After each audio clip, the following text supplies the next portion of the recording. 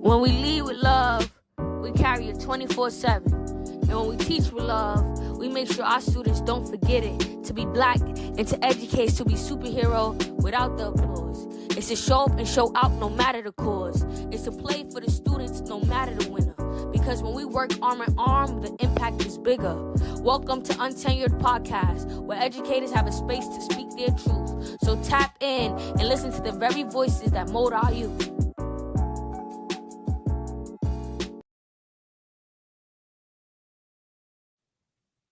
Okay. So blessings, Vibe Tribe. Happy Women's History Month. And thank you for listening for another conscious convo for the culture on our season 2 of Untenured. We love first here at the Book Museum and are too hyped to welcome today's guest to bring a fresh and necessary perspective to our pod and for our supporters. And you know how our motto goes here in our house. Speaking your truth can never go left because it's your right. This sister with us here today is taking the untenured baton from Cleaver Cruz and their invitation to remain unleashed to share her story and encouragement about the beauties and realities of neurodiversity. The founder of Awesomely Different Foundation, a nonprofit dedicated to supporting families of children with autism and intellectual disabilities with life-saving resources, advocacy, and inclusive community events. She's dropping a new book, y'all, and it's already in our cart.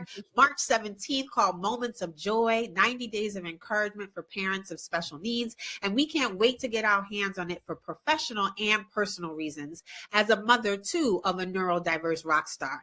And the way she is educating folks about awareness and advocacy work ain't for the weak. I love the one when you were talking about on Thanksgiving. Tell them off. Just tell them off. Like, get it off your... She centers joy without silencing struggle, the heart behind Moments of Joy, a podcast rooted in honesty, community, and care for parents. Grounded in her lived experience as the mother of a beautifully Black autistic child, she centers joy not as performance, but as practice. And it's her last name, y'all. She's celebrating diversity, protecting dignity, and reminding families that Black autistic joy is real, radiant, and worthy of being centered. This dope soul is an audacious autism advocate. She's holding space and healing hearts. She's honoring hard truths, rooted in resilience, a voice for the village, a bold, belief-driven, and boundary-breaking Black woman, and never quitting, never scared neurodiverse nurturer. Pod listeners, please help me welcome to the mic our favorite internet autism auntie advocate, Queen Joy Camille. Thank you so much. I'm sitting over here like, oh my gosh, wait, my plug unplugged.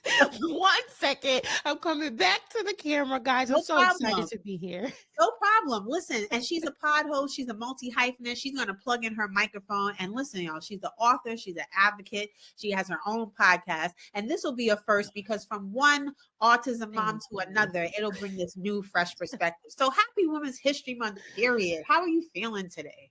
Good. Thank you so much for having me, and congratulations on all that you are doing as a Black woman. I salute you. I honor you, and thank you so much for the invitation today. Well, crown recognized crown. All right. That's so right. Is rocket science, but tell us, every guest gets to title their episode. Why did you choose the word underestimated? Because so many times if something goes left, and by left I mean out of the picture of perfect that society paints for us, it is not, it is undesired, it is, not to be underestimated, whether it's a child or it's an adult. If you've ever been through anything, if you have any type of story, they don't expect you to come back from it. Yeah. And before you became an advocate and a dope podcaster, you were first a mother. And I know you don't play about your mothering. What did that version of you know, like instinctively, that the world hasn't caught up yet in terms of understanding about this parenting journey with autism? Oh, man. She's I got a list. And Mason is my youngest of 5 children. I think the underestimated, as you were talking, to go back really quick, it really came from my own story and not even Mason's, because I had my first child when I was 16 and I had 4 children by the time I was 21. Wow. I'm a traffic survivor.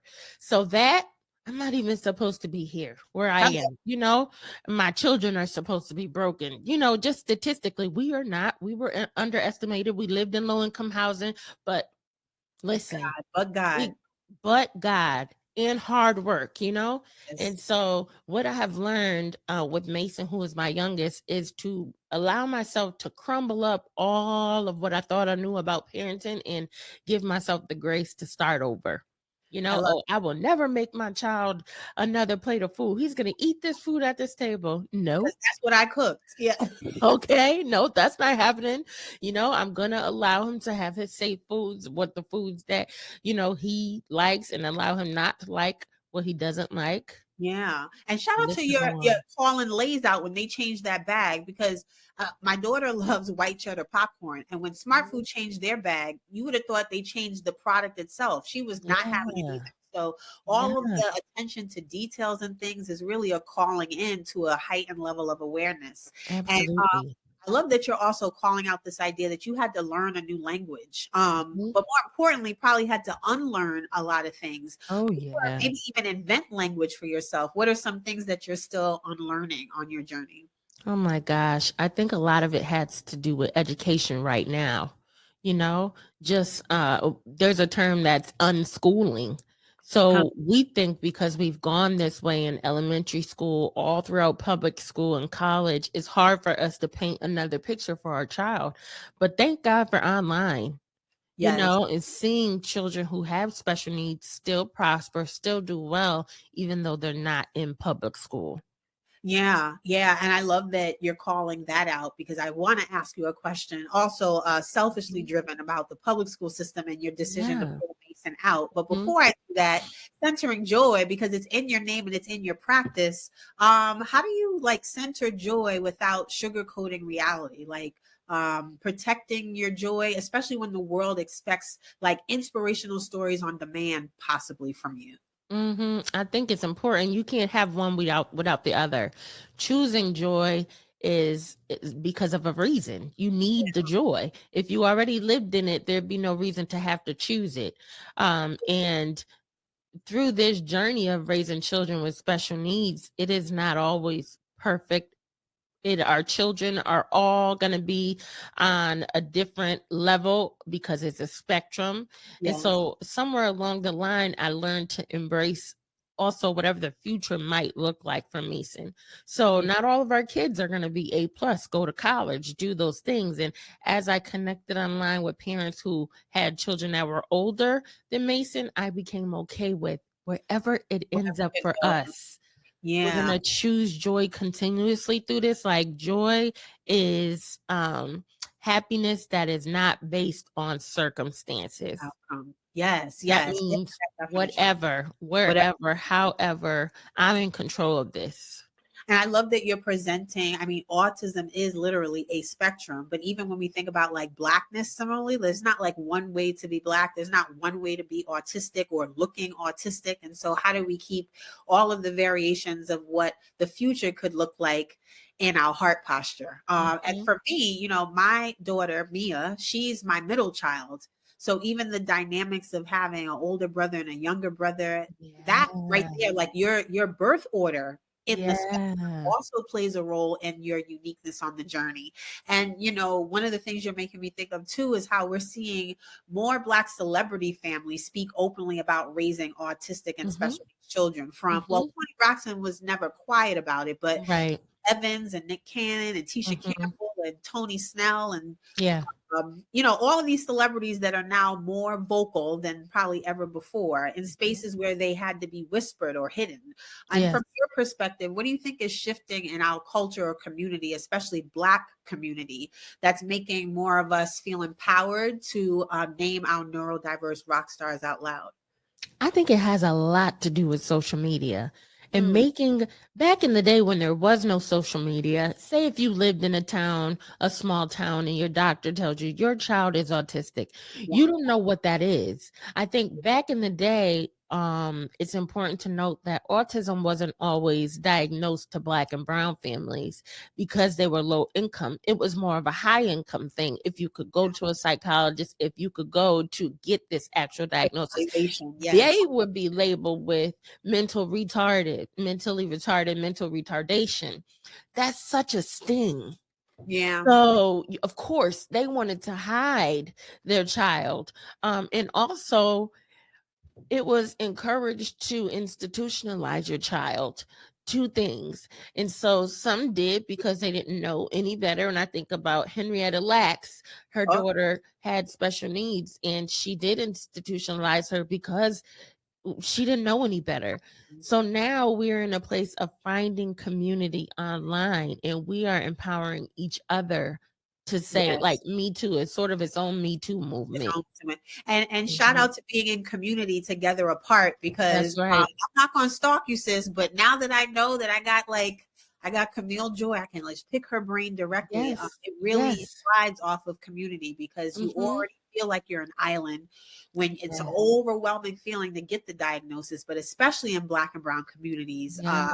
community is needed. And so, what do you It think really is. shift to in terms of like Black autistic joy, Mhm. so that it's not just shared but fully supported? When I saw that you took Mason to go see Zootopia 2 and they had a special screening, I went to my Mhm. AMC just happy and ready, and they were like, "Oh no, we don't have that." And I was like, "What?" And so what does it look like for that Oh to my gosh. be shared but be supported, as he is in his beautiful autistic joy moments?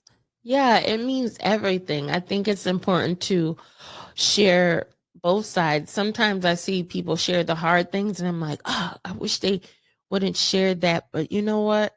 It's real. It's Yeah, uncomfortable.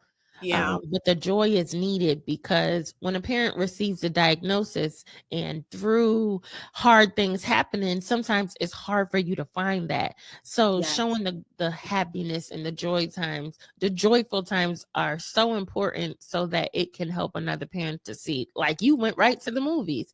Yep. And you know what, AMC, you should email them too, because they're supposed to have one. How dare Hello, they? hello. And even some of the places, no shade, no harm, no foul, but I'll drop in Yeah. the description box that promote we're sensory friendly. And you get hype Yeah. and then you get there and they don't really understand what that means. Yeah, I've You wonder, experienced that as well. who amongst your team is really living and walking this walk that Mhm. you promote that, but it's not anyway, that's a separate Yes, subject. no, I agree, because we've gone to so many events with Mason. I'm like, I need to email them. They said this was an autism event, and then there's loud music in the Hello. speaker. Hello, and Mason, strobe lights and a bunch of stuff that just will dysregulate our beautiful babies. And so, that's listen right. to this Black woman. It's about balance. Yes, there are hard days, but we have to do more to show the joy and the moments that we have that bring excitement, even in dealing with the challenges that come with parenting on the Mhm, spectrum. And so, mhm. you're making me want to segue to this perfect transition. One of our former guests last season, his name is Asif Wilson. Shout out to Chi-Town. He gave us a sentence stem that we've been asking every single guest in season 2. And here's how it goes. You fill in the blank. If we had listened to Black women yesterday, what's the rest of that sentence for you? If we had only listened to Black women yesterday. We would have avoided a lot of the trouble we found today. Come on. Come on. All right. I'm It's just going the to leave thing, that like, there. we don't listen. Me, I've been hard-headed along my journey. You don't listen. And we've got Mhm. a beautiful Black woman here who's telling us the Oh ways that my we can goodness. embrace more neuro-affirming, authentic ways. Please take heed and please take note. Her Instagram is at Moments of Joy on Instagram. Okay, Yeah, so Moments of Joy podcast. put the podcast on it. Moments Yes. of Joy podcast, one whole Yes. word. All right. So, our first micro segment to break away a little bit from our conversation on our beautiful spectrum reality. I'm going to give Mhm. you two things. Think of it as a bookseum twist on Would You Rather. You tell me which one you'd rather. Okay. All right, you ready? Here's the first Mhm. one. One perfectly calm day with no surprises, Mhm. or a chaotic day filled with unexpected moments of joy. Mm, one perfect day with no surprises. Hello, and that 2 times. And if you don't know Mhm. why, DM her. She'll tell you. Here's the next Yes. one. Insecure girlfriends. I need rest. Can you say that again? Sure. Insecure or girlfriends. Insecure. Okay. And because you were low key eyeing this, I'm going to add this one in. Kennedy Yes. Ryan's This Could Be Us, or Kennedy Ryan's Can't Get Enough. Kennedy Ryan's can't get enough. Really? I picked this. Okay, we'll talk about it later. All right, Okay. here's the next one. Educate one well-meaning but Wait, which one is that behind you? Can't get enough? no. This could be us. The Oh, big this could one. be us. This Yeah. could be Okay. us. Okay. I'm sorry. Can't Get Enough is the latest one, which Can't is get enough is purple. late some. But you know what? Uh, come on. Okay, this is the first. This is number one, but that one's a It's a close. close. It's neck It and neck. really It's neck and neck. is. And I read Real, and I like Real too. I Okay. love Real. Now I just finished Long Shot. Did you love it? It was a roller coaster, but I loved Cindy it. Ryan, if you're watching this, we love you down. We love you down. We love you down. All right. So here's the next one. Educate one well-meaning but uninformed adult every day. They're well-meaning, but they're just way uninformed. Or never have to explain your Mason's needs again. Oh, never have to explain Mason's needs again. Boy, we don't have to Mhm. unpack. I'll keep going. Equity Mhm. and visibility, like we're seeing more beautiful spectrum children on the spectrum out in the community, or equity and access, what they're able to get once they get their diagnosis. Equity and access. Okay. Would you rather be seen for your strength or supported in your softness? Oh. You can plead the fifth, sis. We're not trying to stress Black I'll folk out. plead the fifth. All 'Cause right, perfect. that one, Perfect. That I one's feel hard. like, yeah. Neck. All right, next one. Spike Lee classics or Ryan Coogler modern hits? Spike Lee classics, because Crooklyn is one of my favorite movies. Yes, come on, Troy. Me too. Okay, next one. Tell your story once to millions, or hear a million stories that remind you you're not alone. Well, because I have this book for sale, tell my story once to millions so they can buy the There book. we go. Instant New York Times bestseller. We're going to manifest Yes, that. yes. All right. Next one. Protect your child from every microaggression, or teach them how to name, navigate, and negate them. Teach them how to name, navigate, and negate them. Okay, we're almost there. Rest without guilt, or receive help without having to explain why you need it. Receive help without having to explain why I need it. Beautiful. Have your children remember how hard you fought, or change the system for your children. Change the system for my children. Boom. Go Yep. back and meet your great-great-grandparents, or forward in time and meet your great-great-grandchildren. Go back. I'd have to go back. You have to go back? Go back. All right. Now Yeah. here's going to be the hardest one. And feel free to laugh. Spades or Uno? Uno, because I'm one of those Black girls that I played spades, but then I forgot, and then I keep having to relearn. All right. Man, that's like a theme all season 2. Everybody's picking Uno and has a story. All right. And then here's the last one. Be able to remove all the challenges and injustices from Mason as a Black boy, or be able to remove all the challenges and injustices that he faces as a neurodiverse child. I think I'm going to have to go with Black boy. Yes, sir. Yes, sir. Absolutely. And so Moments of Joy isn't just a podcast, it's a gathering place. What kind of conversations did you feel were missing when you first pressed record in 2018? Oh my gosh. When, something small fun fact is, when I started the podcast, it wasn't even a podcast for special needs parents. It was just a podcast where I had guests on sharing their story for women. And in 2020, I pivoted to being for special needs parents. I guess I found it important to start to use my voice. I was becoming obsessed with podcasts, and I felt like God was like, you now your turn. You could do this, because I was listening. And so I did. Little did I know that was practice, just starting back then, for here we are today in 2026. Now people say, you're such an awesome speaker. That was because I started podcasting all these years, and I couldn't stand hearing my voice. So even when you see 3 people listen, 4 people, 5 people, 13 people to your podcast, it doesn't matter. Keep going, because you don't know down the line what this is preparation for. I appreciate that encouragement, because I'm in a humble little season 2, and I'm already like sweating, panting, kneeling over. I'm like, ooh, God, how do I sustain this and keep it going? But that little bit right there is another encouragement to push the needle forward. And so can you pinpoint, and this might be hard too, is there a story that you shared or was shared on your platform that either changed you as a pod host or as a mother on your autism journey? It was I would say Dana SQ. Okay. Oh, matter of fact, I won't even say Dana. It was Tiffany from Nigh Functioning Autism. She came on the podcast and spoke with her device the whole time. So her mouth did not move, but she talked back and forth with me in communication, and it was beautiful. And And you she know, educated, and you she see, works. She has a bachelor's degree, and I she, love it. I yeah, love it. And you speaks know, from a device. it makes me think about Viola Davis when she talked about like her journey to becoming who she was, and that the Mm-hmm. biggest thing is that seeing is believing. And she didn't see a lot of people that look like her in those roles. And my daughter has an AAC device, Pro Loquo. She's not really Mm-hmm. a fan of it, but we're Mm-hmm. working on it. And Yeah. you know, one of the things that would be a lot more encouraging to me is if I saw more of would you say her name was Tiffany's? Tiffany. Tiffany Yeah. out in the world, Yeah. like independent and using it fluidly and not just like as a banner in a Mm-hmm. store as an Mm-hmm. advertisement, but being able Mm-hmm. to see and interact and experience that. So I'm gonna go back and watch that episode for sure. Called Black and It Autistic. brought me up. Yeah. Absolutely.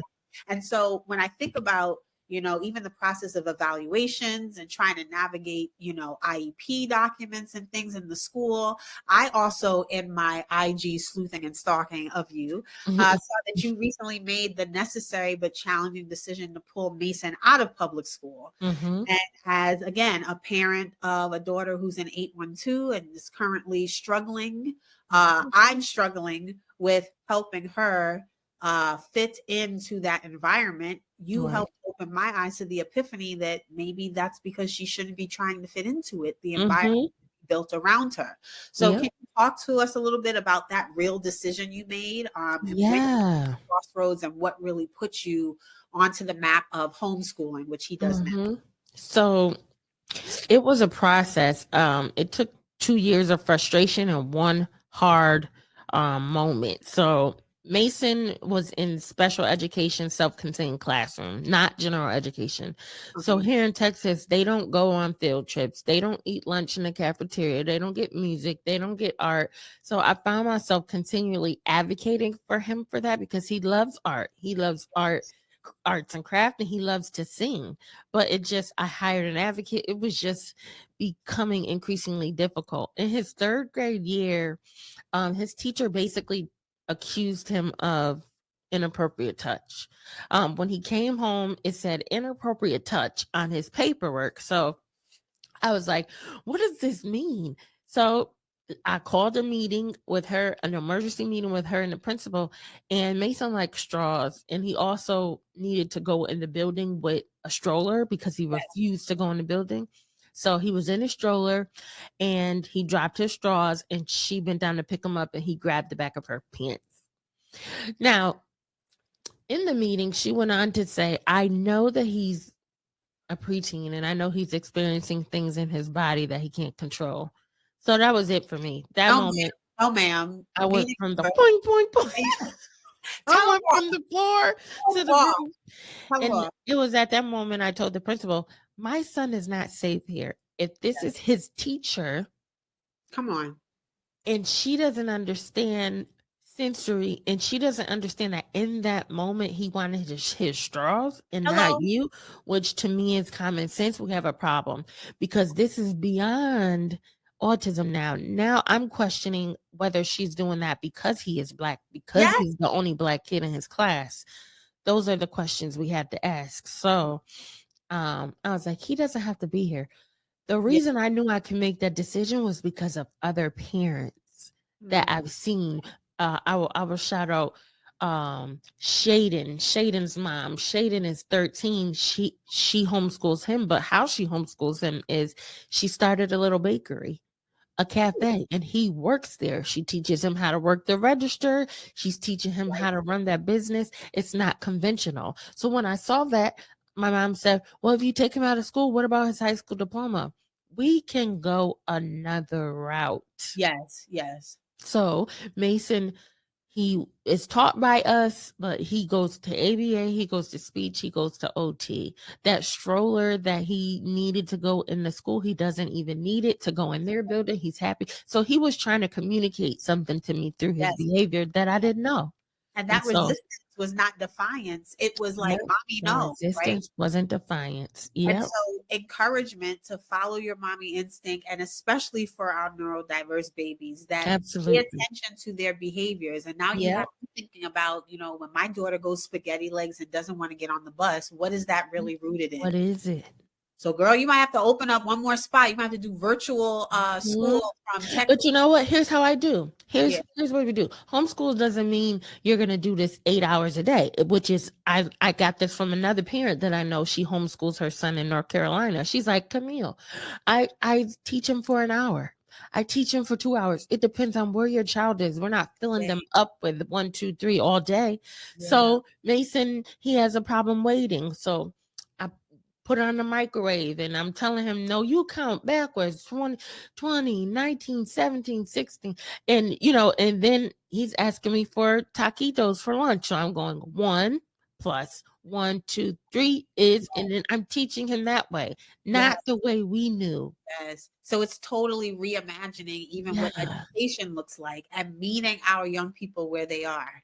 And I Mhm. love that you're sharing those like real world in-home experiences, that it's not like crack open IXL and get that workbook and then Right. plow away at math. It's Right. how do I fit the math into the things that they have curiosity or as part of their daily routine? Yeah. And you're giving So me content ideas here. So thank you. yes, yes. And so I know you said Mason loves music. That's another thing with my Mia. Mhm. I call her baby Sheila E. She'll take any two things, two highlighters, two noodles. She'll be tapping all over. And Oh. so sometimes when she's playing a song, she's playing the same 10 seconds for an hour. Mm-hmm. It takes a Mason while to too. get used to. Stuck in the But loop.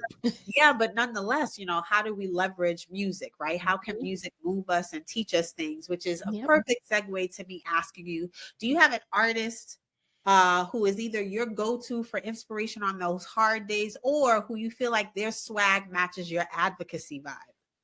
Like if I could So Camille Joy and who all she is in her multi-hyphenate dopeness, this artist is like me if I were to go on tour as a singer. I don't have any artists like that, but like in the hard times, I'm always listening to something gospel. So I have to get back to like, okay, I need strength that I can't find in myself. So Okay, so I I love it. always go back to that. Now, That could be do you have Naomi a favorite Rain. gospel artist? Yeah, Naomi Rain. Mm-hmm. Okay, so if I pick any one of her songs, because one of the things we do here on our pod, every episode, your episode 19, is then a track that's an untenured hype tape, was a chance to stay connected to the conversation apart. Can I put any of her songs on that list, or do you have a perfect one that No, you? you can put any of them because she was in a group Maverick City Yeah. that I listened to too, but you could put any song All right. for Well, her. there we have it. And I love too that you also lift data points in a lot of what you discuss, talking Mm-hmm. about how 85% of neurodiverse families or churches are not really inclusive Mm-hmm. for children on the spectrum, and inviting Mm-hmm. churches to think about the ways that they create more inclusivity for neurodiverse families. That's Have you right. experienced that in any new ways in your church home yet? Yeah, well, we actually go to Lakewood here in Houston Okay. now. And I know what people have to say about Mr. Joel Osteen, but they have a huge special needs ministry. Obviously, that's a mega church. I come from Black church. Yes. I come from Pentecostal, charismatic, some denominational, non-denominational that I have been to. But my husband here, my husband and myself down here, what we found was that it was becoming hard for me and Mason, or to us, for us to go to church with Mason. So I would Yeah. go and I would leave him at home with my husband. And so my husband said, we have to leave and find a new church that we could all go to together. So it's Yeah. very difficult for me to leave because I loved my pastors. Yeah. And I still am connected to them today, but we started visiting. And when I visited one church, they were like, we don't take children like Mason, even Man. though they had a special needs ministry. So I went to social media and my heart broke and I said, we have to do better. I Yeah. wasn't crying for myself. I was crying for those who that would have been it for them. They Yes. wouldn't even search for church ever again. Yes. Or So turn off then, completely, like you said. mm-hmm, so then Lakewood called the Champions Club. So they have 138 locations across the nation where they plant special needs ministries. So not just Houston in the United States, but Cuba, Africa. And so Yeah. they're not just children and adults. So there are Yes. young adults our age to there. With disabilities. And I love that you're And they do respite care oh on Friday nights. that part, like respite, I'm literally on a wait list right now through, well, I won't go down. I'm on a wait list to get that type of reprieve and rest in. And it's real. Respite care is real and it's necessary for what we do as caregivers. And so what you're lifting, even in terms of like community spaces, because until recently, if I'm transparent and honest with you also, I've kept Mia in the house a lot because there aren't a lot of spaces that, one, it's one thing to be invited. It's another thing to feel welcome, right? And when you feel welcomed, whether That's you are right. intentionally or unintentionally sensory friendly and aware, is a whole nother ball game. And so what do you think is like, if you could give like some unspoken truths or tips or wishes for more teachers, leaders, community spaces, and working with our Black and brown autistic babies, like if you could just give them like this one PSA, what would it be? Make space and build. When you think about children and you want to have something for children, create it for all children. Yes. Because if there's a building, a business, a church, a something who wants the whole family to participate, you have to think about people with disabilities, not just the children, but the adults. So Yeah. if you have a church, you want me to come to your church, do you have some space for special Yes. needs children? And it doesn't even have to be in a grand way. You could have a sensory box at the door Yes. with fidgets and headphones for children that you might see. Yes. It could just be a usher that is knowledgeable and she gives you a hug and says it's okay when your child starts making noise and you don't have anything at the door. It's Yes. just making sure your people are trained at your Yes. job, in your place of work, and everywhere, making space and That, not being yeah. non-inclusive. And having the training be more community centered, because the Mhm. thing that I'm grappling with the most in advocating for her in the school space is when the educators and professionals are dinging my daughter for displaying autistic behaviors. Mhm. Like stimming And is a that's discrimination. hello, stimming is Yep. a part of, and I don't want to paint with a broad brush because it's a spectrum, Yep. but stimming is a prevalent response to Yes, dysregulation. it is. Then you send me Mhm. a note complaining that she's tapping on the table. Yep. And I'm like, make this make sense, right? And so Yep. the training and the awareness that is bigger than just, inclusivity, but what does it look like to have this lifelong commitment to growing your not just awareness, but your understanding of the spectrum so that we can really have spaces that allow for them to be there unapologetically. And I think also we as parents have to be okay with following the lead of our children, because I used to bring Mason to places like trampoline parks and you know Urban all aid and these stuff like yes. all these places where he was not having fun and he would end up in a meltdown. And then one day I brought him to this brand new place, and it was not quite a trampoline park, but it was just like a kid place, and it was so beautiful. Inside, he wanted to be there. He smiled when we got through the door, but it was so overwhelming. He just cried and dragged me all around. And then finally, one of the managers was like, he can go in the back. In the back, they had grass. And do you know, she brought him a balloon out there, and that's where he was happy. I love it. I love And it. and I said, okay, from this moment, I just have to follow your lead, because Yeah. I want you to have fun where I want you to have fun, but I need to see that this type of place is not fun for you. So I Yes. stopped doing that. In a way, it's like not that conscious parenting doesn't exist for neurotypical, but it's totally heightened when you have Mm-hmm. a nonverbal or autistic child, the way that you have to listen and tune in. Mm-hmm. Can you also share, in your opinion, what do you think is one of the most dangerous myths about autism that you're trying to bury permanently? Like if I could just bury it. There's so many. Well, you can just Um, run them through the list. It doesn't have to be one. It could be like this and that and that and that. You could rattle them off. I think anything that blames the mother needs to be buried. Um, Lord. I'm learning. Here's what I'm learning in autism: not to really bury, like, my son didn't get autism from a vaccine, but that doesn't mean somebody didn't. You know, my son didn't get autism from Tylenol. I don't know if somebody's did or not. Somebody's story might be that. Yeah. I just unfortunately where we are as Yes. far as politics has created such a nasty narrative around autism. Yeah. So I wish that we could bury it in a negative way, but at the same time I do understand that that is someone's truth. You know, like we saw Excuse me.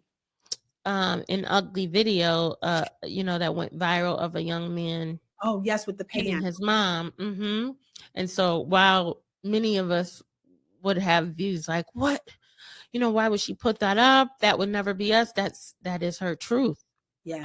And so I'm learning to be sensitive with those types of Yes. Yes. And we're what I always would like to bury though is tell me ignorance around it, you know, that part. ignorance and still holding our children up to the ways that typical children are. There Yes. needs to be some understanding. My son is 8. He's still not potty trained. Don't tell me he needs to be potty trained. I already know.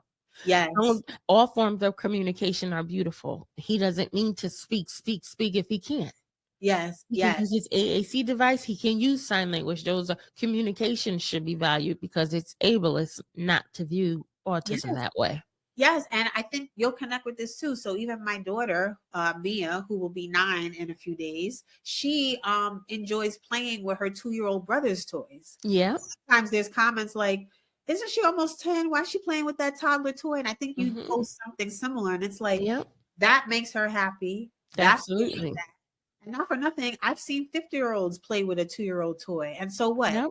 So Yep. what, right? And so I love that you're just burying ignorance overall. Absolutely. And you know, knowledge is power, but more often it's your ability and willingness to learn more about the spectrum that's the biggest gateway to, you know, helping us have more inclusivity. All right. So then another thing I want to pop out on. So I'm going to present 3 things to you and tell me which one, in that same spirit of dangerous myth, if you could just get rid of it forever, which would go.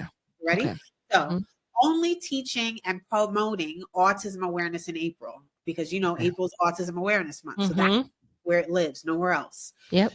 Treating the spectrum like one size fits all approach. So, AAC devices. Yep, just give that, it should work. Or only supporting autism awareness, but with a deficit-based mindset. Like, they can't do this and they can't do that. So, you know, they're autistic, so they can't. They're all so good. So I have to get rid of one of them forever?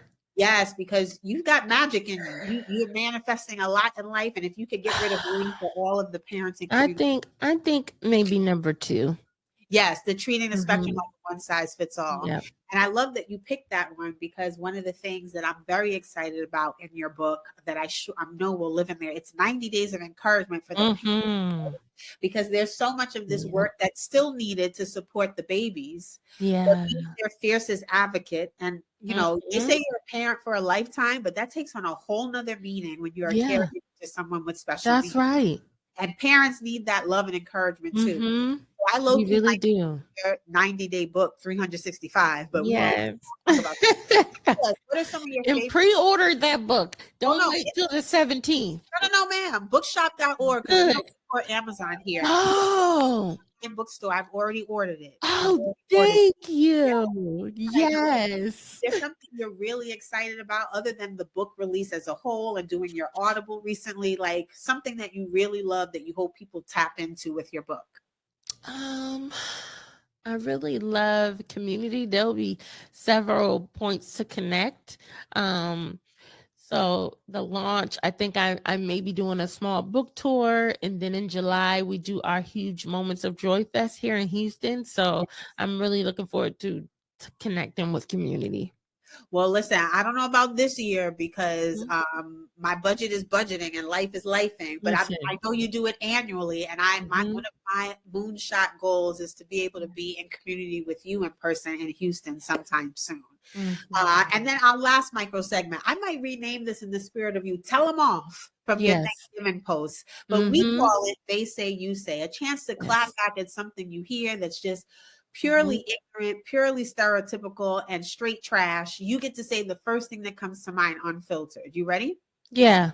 And tell them off, sis. This is Yeah. a grown folk. Here we go. So they say, oh, you're just an angry Black woman. You say, Oh no. I'm an angry advocating mom. boom. She said what she said. Okay. They say, Mhm. oh, but your child doesn't even look autistic. Oh You my say, God. Autism does not have a look at hello, all. You hello, can't look autistic. hello. They Mhm. say he's too big for toddler toys. Like they say to my Mia sometimes. Oh, he's too big for toddler toys. You say, I say mind your business. Some things you have to give that response to. Yep. glasses adjustment on that one. I'm here for it. They say, but behavior is not communication. Behavior is how you know what needs discipline. You're talking about Mhm. discipline that child. Spare the child. What they say? Spare the rod, spoil the child. Mhm. Okay. And that's why a lot of us adults are still carrying trauma.